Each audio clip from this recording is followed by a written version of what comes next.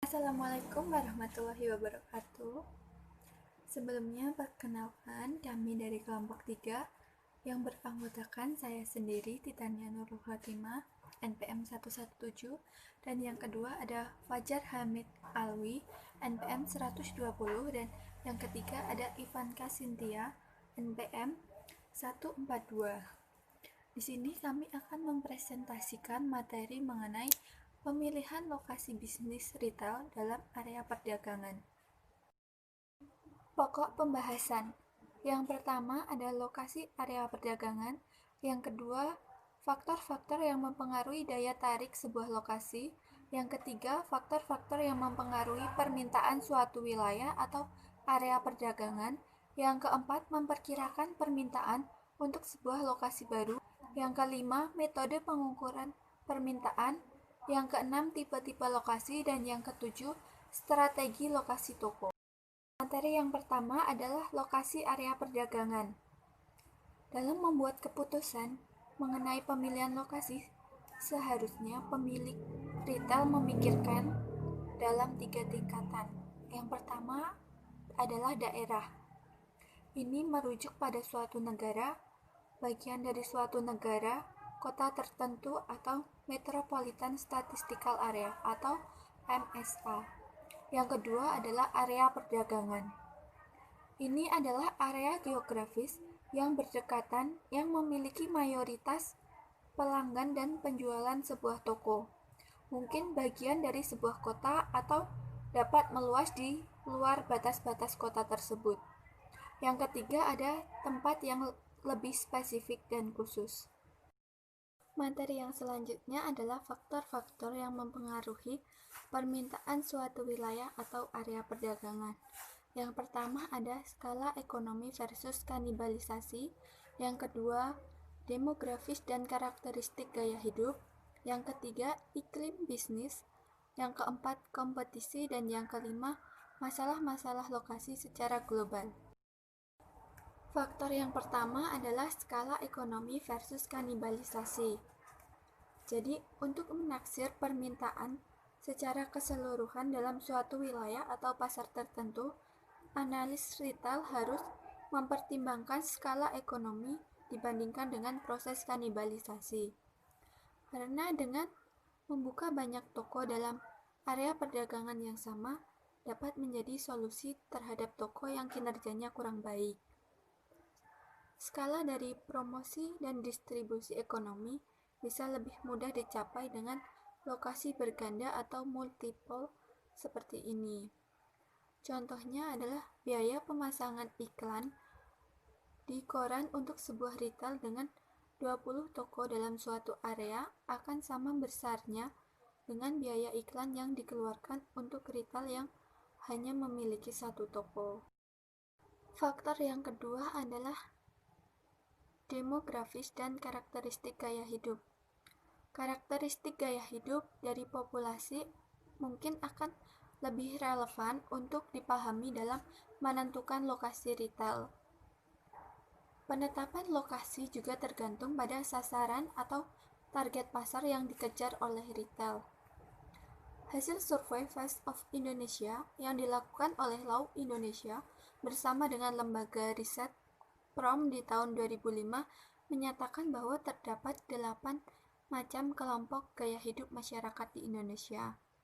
Yang pertama ada the established confident. Profil demografi dari kelompok ini adalah pria tinggal di daerah perkotaan, berusia matang atau dewasa, memiliki latar belakang pendidikan yang tinggi, dan memiliki pendapatan yang tinggi untuk mencukupi kebutuhan keluarga.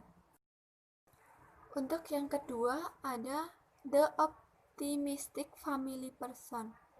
Profil demografi kelompok ini pada umumnya wanita, tinggal di daerah pedesaan, berusia matang atau dewasa, dan memiliki penghasilan tinggi. Kelompok ini memprioritaskan keluarga. Untuk yang ketiga ada the change expecting late. Profil demografi kelompok ini pada umumnya pria tinggal di daerah perkotaan, berusia muda dengan pendapatan rendah. Untuk yang keempat ada The Cheerful Humanist. Profil demografi kelompok gaya hidup ini pada umumnya wanita tinggal di daerah perkotaan berusia muda dengan pendapatan yang rendah. Untuk yang kelima ada The Introvert Wallflower. Profil demografi kelompok gaya hidup ini pada umumnya wanita tinggal di daerah perkotaan berusia matang atau dewasa dengan pendapatan rendah. Dan kelompok ini biasanya skeptis dan cenderung pasrah menerima kondisi hidup. Yang keenam ada The Savvy Conqueror. Profil demografi kelompok ini pada umumnya pria tinggal di daerah perkotaan berusia matang dengan latar belakang pendidikan tinggi dan memiliki pendapatan yang tinggi. Kelompok ini biasanya dimanjakan oleh materi yang dimilikinya. Yang ketujuh, The Networking Pleasure Seeker. Profil demografi kelompok ini pada umumnya wanita tinggal di daerah perkotaan berusia matang, pendidikan rata-rata, dan pendapatan tinggi. Kelompok ini menggunakan materi untuk meraih kebahagiaan. Ciri kepribadian yang dimiliki adalah memuja materi. Dan untuk yang terakhir ada The Spontaneous Fun Loving. Profil demografi kelompok gaya hidup ini pada umumnya pria tinggal di daerah perkotaan, berusia matang, pendidikan tinggi, dan pendapatan tinggi. Kelompok ini menjadikan materi untuk memenuhi tuntutan gaya hidup dan suka disanjung. Faktor yang ketiga adalah iklim bisnis. Tren atau kecenderungan pekerjaan konsumen pada pasar sasaran retail merupakan hal yang penting untuk diamati karena pekerjaan tertentu identik dengan penghasilan yang tinggi dan berarti mempunyai daya beli yang lebih tinggi. Faktor yang keempat adalah kompetisi. Jadi kompetisi di sini dibedakan menjadi 3. Yang pertama ada tingkat kompetisi yang telah mengalami kejenuhan. Di sini adalah sebuah area perdagangan yang jenuh, menawarkan kepada konsumen sejumlah pilihan barang dan jasa yang cukup, tetapi memungkinkan retail untuk terus berkompetisi dalam mendapatkan keuntungan. Yang kedua, tingkat kompetisi yang kurang. Ini adalah menemukan lokasi area perdagangan yang kurang toko, artinya sebuah area yang hanya terdapat sedikit toko yang menjual suatu barang atau jasa yang spesifik untuk memenuhi kebutuhan populasi. Yang ketiga, tingkat kompetisi yang berlebih. Area perdagangan dengan toko yang berlebih adalah memiliki banyak toko yang menjual barang secara spesifik dan tidak banyak bisa dibedakan oleh konsumen dalam populasi tersebut. Selanjutnya ada kelebihan dan kekurangan dalam pemilihan lokasi. Yang pertama ada lokasi usaha dengan tingkat persaingan tinggi. Kelebihannya yang pertama ada arus kedatangan pengunjung tinggi karena merupakan pusat berkumpulnya pedagang retail di bidang tertentu. Misalnya pusat toko telepon seluler, pusat toko perhiasan, sentra PKL, dan sebagainya. Yang kedua, saling mendukung dalam hal penyediaan barang. Di sini karena adanya kumpulan pedagang retail yang menjual jenis barang yang sama, menciptakan barang yang habis stok ataupun barang yang belum dimiliki oleh toko tersebut untuk dapat melayani permintaan konsumen. Yang ketiga, pembentukan perkumpulan pedagang atau asosiasi pedagang. Selanjutnya adalah kekurangan. Yang pertama, konsumen memiliki banyak alternatif pilihan sehingga pebisnis retail harus bekerja keras menciptakan nilai tambah. Yang kedua, bisa menciptakan terjadinya perang harga di antara sesama pedagang. Yang ketiga, biaya sewa lokasi yang mahal. Selanjutnya adalah lokasi usaha dengan tingkat persaingan rendah. Kelebihannya yang pertama, dapat menjual dengan harga yang lebih tinggi karena terbatasnya pilihan yang dimiliki oleh konsumen. Yang kedua, harga sewa lokasi usaha yang relatif lebih murah, sehingga dapat menekan biaya operasional toko. Kekurangannya yang pertama, membutuhkan dana promosi yang lebih besar untuk menarik kunjungan konsumen untuk datang ke lokasi usaha. Yang kedua, pertukaran informasi yang lambat. Yang ketiga, harus berjuang sendiri dalam mengatasi persoalan stok barang. Faktor yang kelima adalah masalah-masalah lokasi secara global. Ada beberapa hal yang perlu dipertimbangkan dalam melakukan ekspansi usaha di negara lain. Yang pertama, tingkat perekonomian. Tingkat perekonomian seperti tingkat inflasi, tingkat GDP, tingkat GNP, dan sebagainya merupakan indikator penting dalam pemilihan lokasi ekspansi usaha retail global. Yang kedua, stabilitas politik. Kondisi politik yang tidak stabil dapat menurunkan minat ekspansi dari pebisnis global untuk menanamkan investasinya di negara tersebut. Yang ketiga, peraturan pemerintah lokal.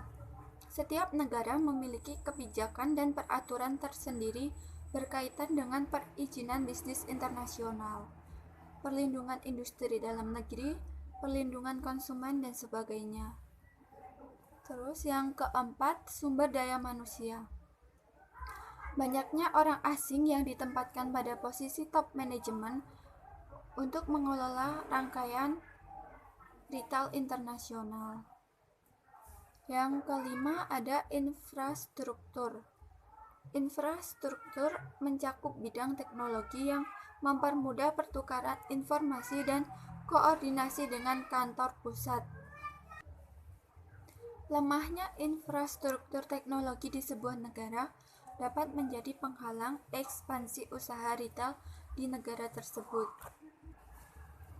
Yang terakhir ada sosial budaya. Country of origin effect juga mempengaruhi pemilihan negara sebagai lokasi ekspansi bisnis retail global. Contoh dari sosial budaya ini adalah di beberapa negara Latin dan Timur Tengah, ini tidak menyukai retail chain store yang berasal dari budaya negeri barat atau Western culture countries. Sekian penjelasan dari saya, selanjutnya akan dijelaskan oleh rekan saya. Assalamualaikum warahmatullahi wabarakatuh. Di sini saya akan menjelaskan tentang faktor-faktor yang mempengaruhi daya tarik sebuah lokasi. Yang pertama, aksesibilitas. Aksesibilitas suatu lokasi adalah suatu kemudahan bagi konsumen untuk datang atau masuk dan keluar dari lokasi tersebut. Analisis ini memiliki dua tahap spesifik. Yang pertama, satu analisis makro, mempertimbangkan area perdagangan primer seperti area 2 hingga 3 mil di sekitar lokasi tersebut dalam kasus sebuah supermarket atau toko obat. Yang kedua, analisis mikro, merujuk pada akses 3 km di sekitar lokasi usaha retail. Beberapa hal yang terkait dengan akses mikro yaitu yang pertama, satu jarak penglihatan, yang kedua lahan parkir, dan yang ketiga kedaulatan arus lalu lintas. Keuntungan secara lokasi dalam sebuah pusat, melokasikan toko-toko yang menarik terhadap target pangsa pasar yang saling berdekatan. Pada intinya, konsumen ingin berbelanja di mana mereka menemukan sejumlah variasi barang dengan variasi barang dagangan yang lengkap. Memperkirakan permintaan untuk sebuah lokasi yang baru. Area perdagangan. Area perdagangan adalah area geografis yang berdekatan yang memiliki mayoritas pelanggan dan penjualan dari sebuah toko. Zona dalam area perdagangan yang pertama zona primer, yang kedua zona sekunder, dan yang ketiga zona tersier. Faktor-faktor yang mendefinisikan area-area perdagangan. Batas-batas sebenarnya dari sebuah area perdagangan ditentukan oleh aksesibilitas toko, hambatan-hambatan alami maupun fisik, tipe area pembelanjaan, tipe toko, dan kompetisi. Memperkirakan permintaan untuk sebuah lokasi yang baru.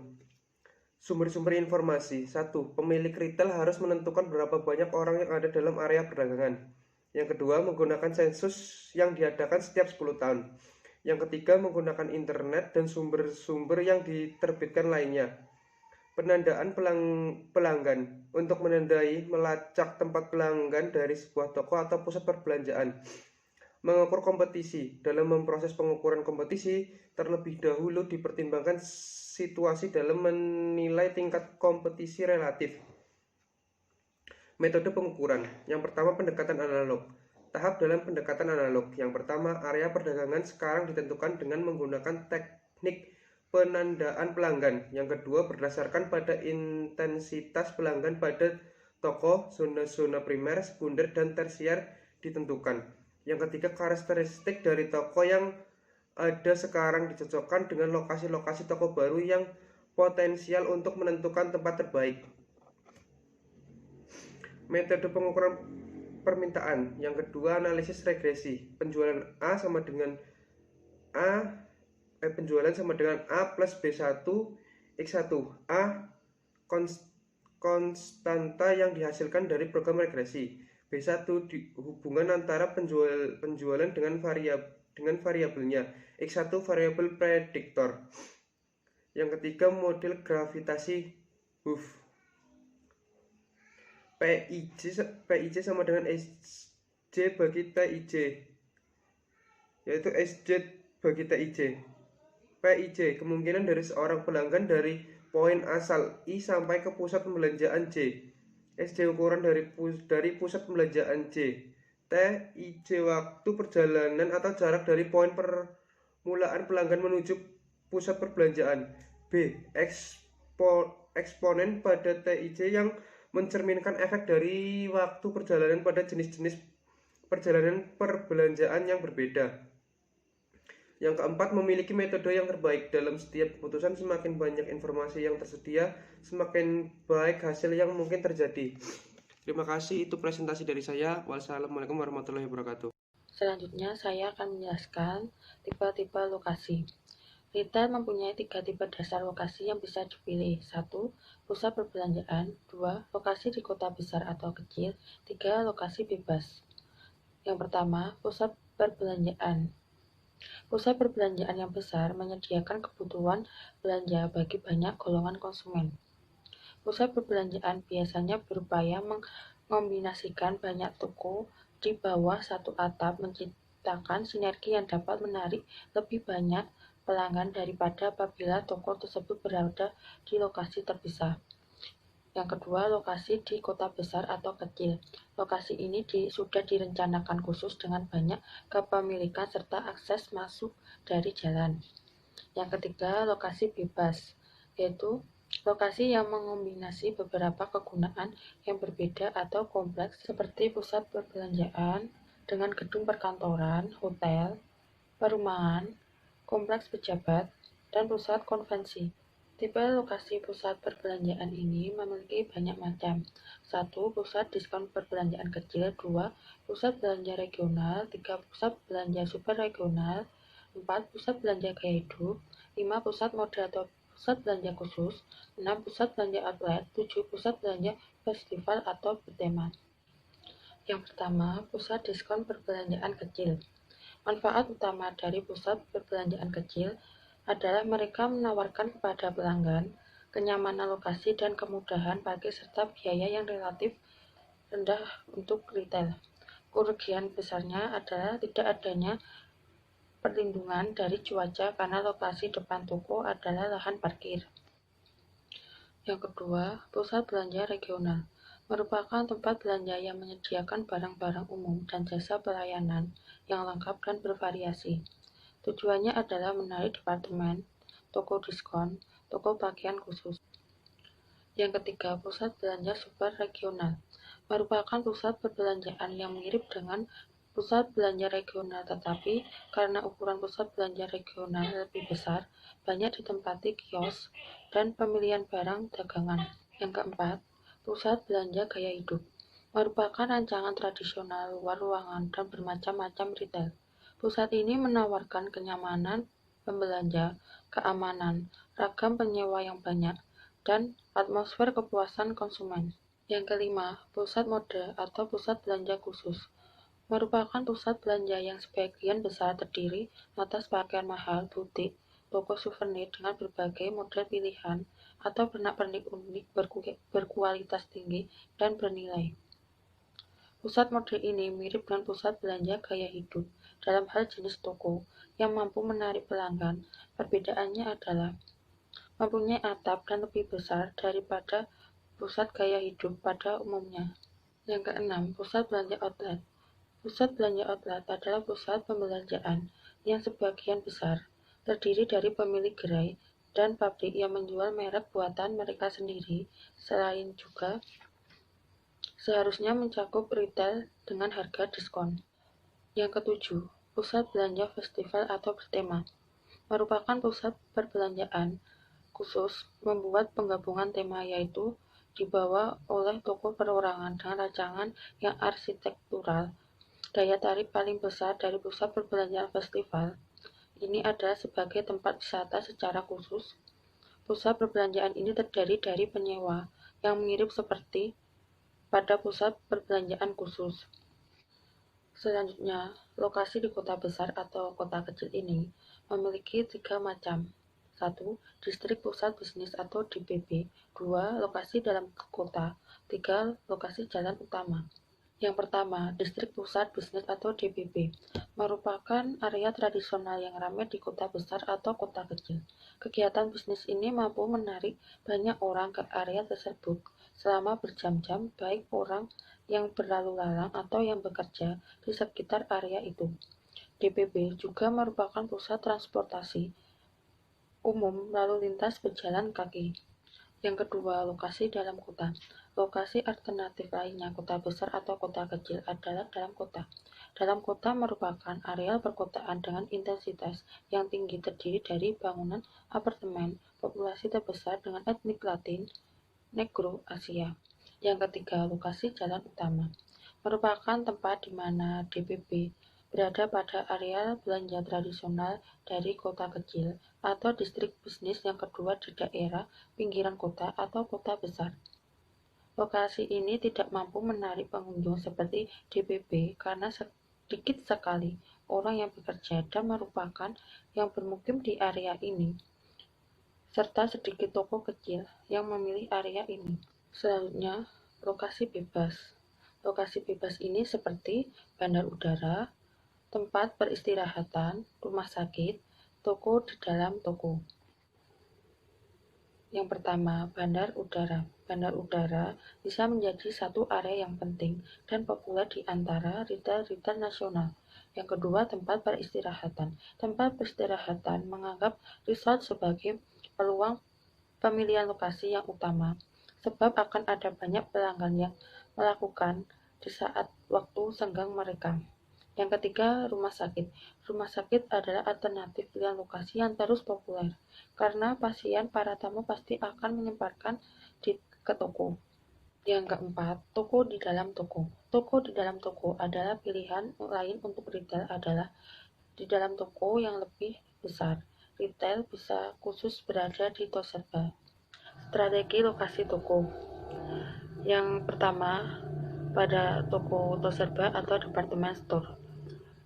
Karena dimiliki oleh beberapa perusahaan yang gabung jadi satu umumnya, Toserba atau department store ini berlokasi di daerah pusat bisnis dan pusat perbelanjaan super regional atau regional. Yang kedua, daerah pusat bisnis mempunyai keuntungan dari pelanggan potensial yang bekerja di daerah tersebut.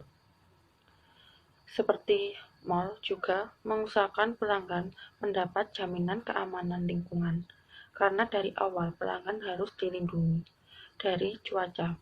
Pelanggan akan lebih suka jalan-jalan di sekitar mal selama cuaca bagus. Yang ketiga, toko spesialis pakaian.